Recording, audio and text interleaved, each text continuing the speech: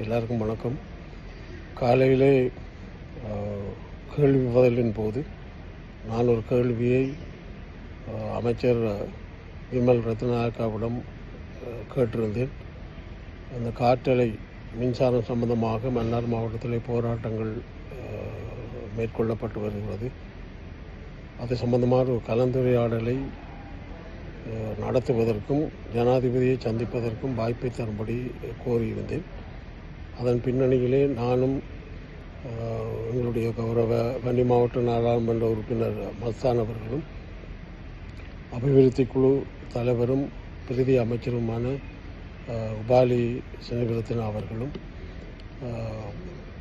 இதற்கு பொறுப்பான இந்த காற்றலை சம்பந்தமான அதற்கு பொறுப்பான அமைச்சரை சந்தித்து உரையாடி வருகிற 7ஆம் தேதி 11:30 மணிக்கு எங்களுடைய முக்கிய பிரதிநிதிகளோடு அரசாங்க அதிபரின் தலைமையிலே நாடாளுமன்ற வளாகத்திலே இந்த கூட்டம் நடைபெற இருக்கிறது. அந்த வகையிலே ஜனாதிபதியை அந்த கூட்டத்திலே அழைக்கின்ற சூழல்களும் வரக்கூடும்.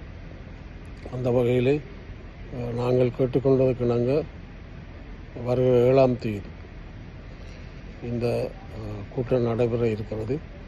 அது மட்டும் எந்த ஒரு நகர்வுகளும் செய்யக்கூடாது என்று உத்தரவை பிறப்பிப்பதாக அமைச்சர் கூறியிருக்கிறார். ஆகவே இந்த வருகிற கூட்டத்தில் நாங்கள் இறுதி முடிவை எடுப்பதற்கான சாத்தியக்கூறுகள் தென்படுகின்றன. அந்த வகையிலே இந்த கூட்டம் நடைபெறுகின்ற சாத்தியக்கூறுகள் உருவாக்கப்பட்டிருக்கிறது என்பதை இங்கு நான் குறிப்பிட விரும்புகின்றேன். நன்றி.